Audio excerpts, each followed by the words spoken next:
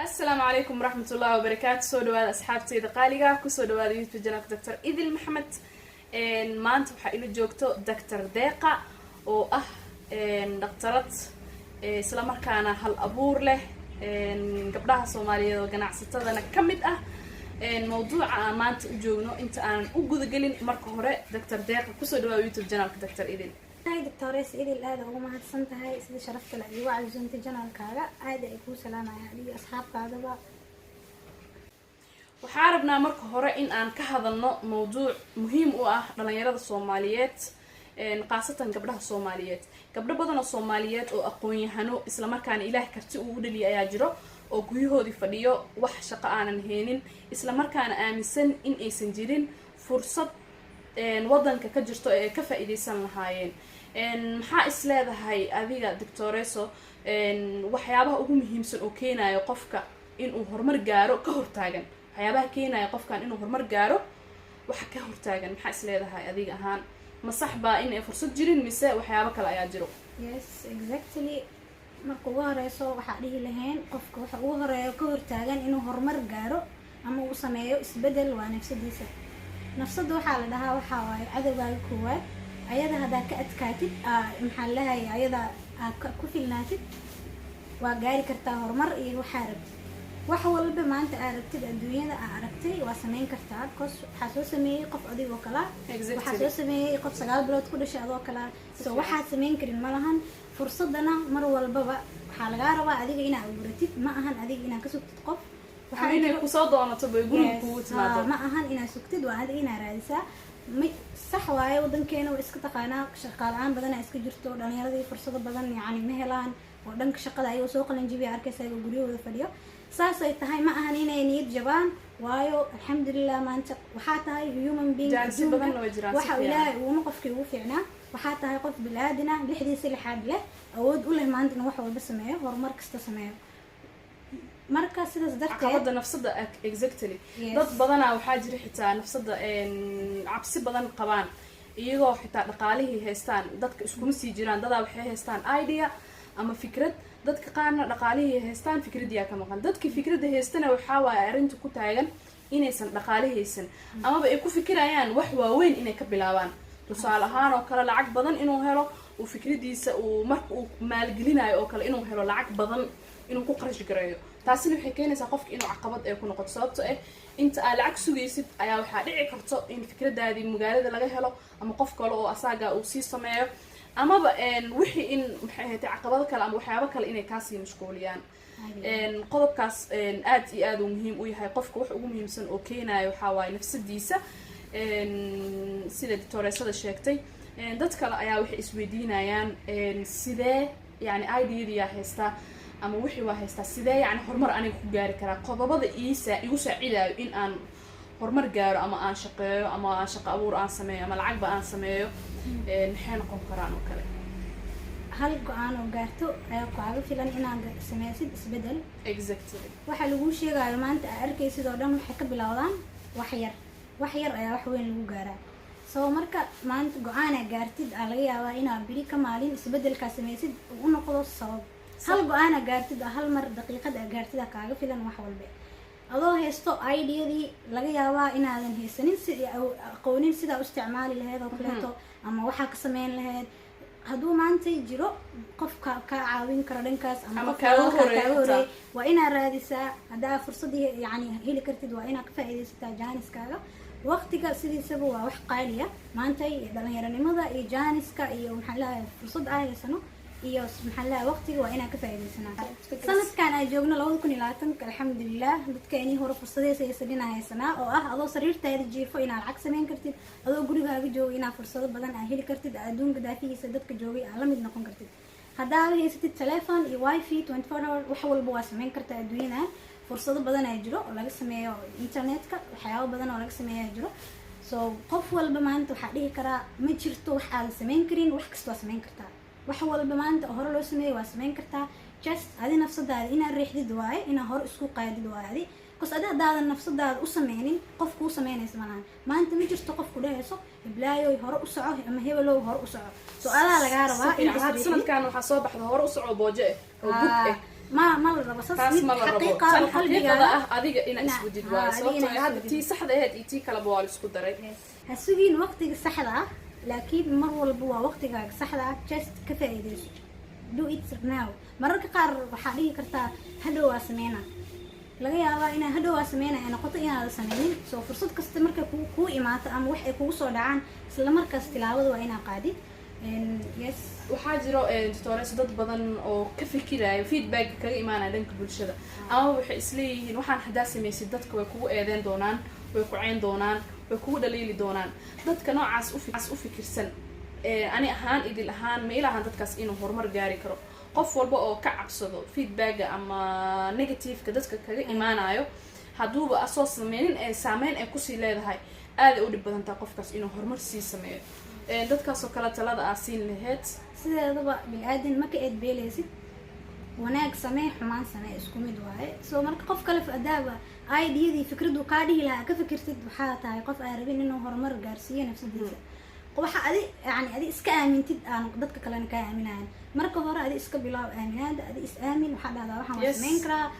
waa yeeli karaa then wax walba waa sameyn kartaa intas waaye wax dhan qofku inaad fikradiisa ka fikirtid iyo wuxuu ka aaminayo inaad ka fikirtid sababta dadka isku ra'yi ma ahan qaarna way ka heli doonaan dadna kama heli doonaan dadka u dhalanay haddana soomaalideena maba ahanba dad wax walba ku dhahaya yes waa saxanta war u socod waxaa lagaa sheegaya waxaan adi ma lagugu talagelin shaqadaada ma ahan waa aragta hadda dhibaatooyin badan dadka iska haysto shaqadaada ma ahan waxaan adi ma lagugu talagelin this is saan samee saan sameyn soo qof walba fikradiisa u raaca haddaa dhahdid adiga dhexda ka baxaa waxaa adiga dantaada adaa taqaanid dantaada samee maanta qof dantiisa iyo yani wuxuu ku dhaho iddiisa haba u bixinba bas wax kaa gala ma lahan gadaal aga tag horena u soco yes waa sameyn kartaa yes you can do sida doctoresada sheegta waaye mar walba dadka isku aragti ma ahan dadka negativeka ana mar walba way badan yihiin ha u arkin hadaladooda kunii jibiyo ama fikirkaaga kaga hor istaago maalinta aad guulaysatid ama heer ay gaartid waxaa arki doontaa dad badan oo ku sacabtumi doono oo ku dhihi doono yes ha waa samaysay xitaa laga yaabaa inaa guushaada yani lagula sheegto lagu dhaho anaa ku garabsiiya ama anaa saan ku yeelay halka markaa bilaawaysid keligaa ku taha amaba dad yar aa haysatid oo ku taageero mawduucaas run ahaantii waa mawduuc muhiim ah qodob kale ayaa jiro gabdhaheena soomaaliyeed waxaan ka warqabnaa in xifaaltankooda uu aad u badan yahay sidee u aragtaa gabdhaha soomaaliyeed in ay iscaawiyaan maxaase ka dhalan karo gabdhihii hadday iscaawiyaan isdhiirigeliyaan isgarab istaagaan sax waaye doctores idil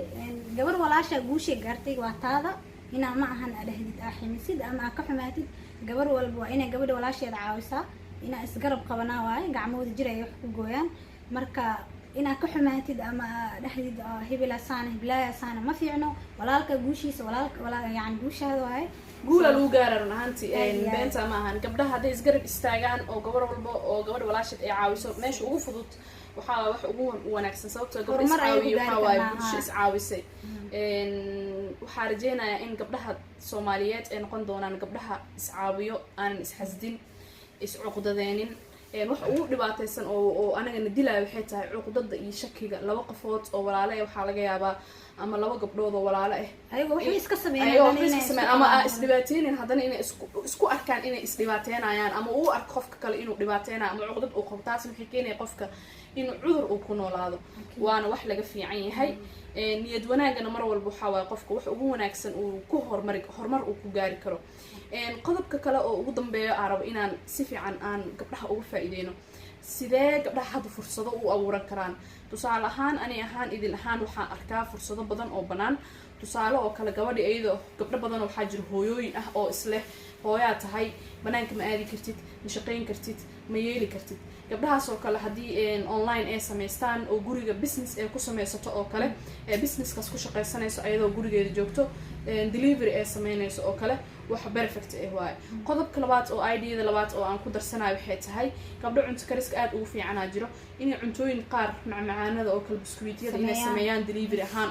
u diraan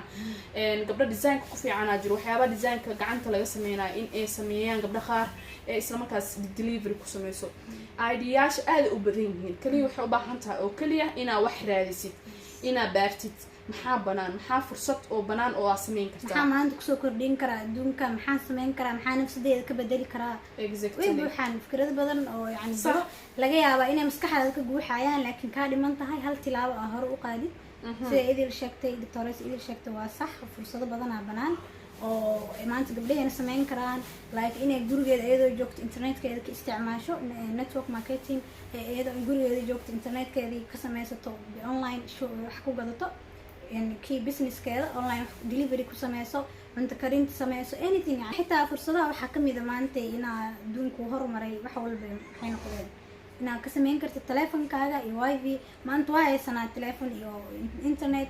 qaabka u isticmaaleyno haddaa ka bedelano teleefonkeeni inaan maanta ka sameysan karno fursado badan oo kale teleefonkeena aan lacaga ka sameysan karno adduunka maanta horumarkaasaa gaarnay awl amaan haysan alxamdulilah inaan ka faa'iidaysano waa marka fursadahaasoo banaan oo dhan inaan ka faa'iidaysano adoo gurigaaga joogo hooyo ah ama arday ah ama wax baranaayo ama laga yaabo fursad shaqalaan inay ku soo niyad jabsanto isleedaha maanta ma sameyn kartid waxyaabo badan alxamdulilah fursado badan ay jiro inaad gurigaaga ku sameyn kartid khulaasatul qowl ama ugu dambeyn ama gunaanadkii hadalkeena waxaa kusoo koobeynaa sida ugu muhiimsan ama ugu wanaagsan oo qofka horumar uu ku sameyn karo waxaa waaye marka hore inuu nafsadiisa aaminaa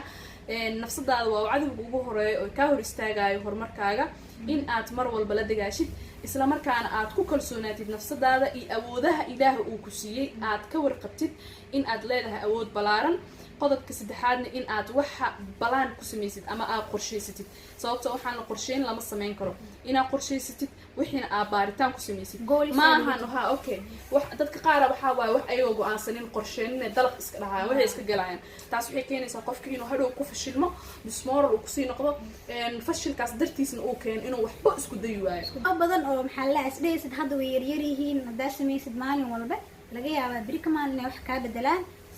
sanadka dambe saacaan oo kale aragtid adigoo meesha hadda taagantaha meel ka sareysa taagan soo wax walba waxay ka bilowdaa inaad gool dhigatid goolkaasna aad u shaqaysatid daily inaa yani saa ku gaari lahayd waxyaabo yar yar oo ku gaarsiinaya gooliskaagii inaad ku dhaqaaqid daily then adi aamin processka wax walba iska imaanayaan waqti sii dadaal insha allah ilaahana tala saaro waan sameyn karnaa dambeeyana waa in aad iska ilaalisid xaasidnimada iyo cuqdada gabdhahana is caawiyaan ogolow in qof walaalka aa caawisid si adina beri lagu caawiyo marka adi wax ogolaatid adigana waxaa waaye waxaa lagu ogolaanaya wanaag samee kadib adu asaa kuusoo noqonaya haka welweli qof walaalka yani horumarkaaga waaye mar walbaba ahaa qof walaalkiis caawiyo gabdhaha siiba gabdhaha inay ayaga is caawiyaan isgarab taagnaadaan waa wax loo baahan yahay aada idin salaamayna asxaabta idil waana ku mahadsantihiin daawashada videoga aada u mahadsantahay doctor deeqo waxaan rajeynayaa muuqaalkan inuu noqdo muuqaal gabdhaha soomaaliyeed niyada jabay uu niyadu u dhisi doono gabdhaha jecel inay fursadaha hadda abuuraan ay ka faa'iidaysan doonaan oo yani qarka u taagan in ay bilaabaan aysan cabsanin bilow ayaan dhihi doonaa waa mahadsantiin asxaabteeda qaaliga ah waxaan idinkaga tegaynaa sidaas iyo nabadgelyo asalaamu calaykum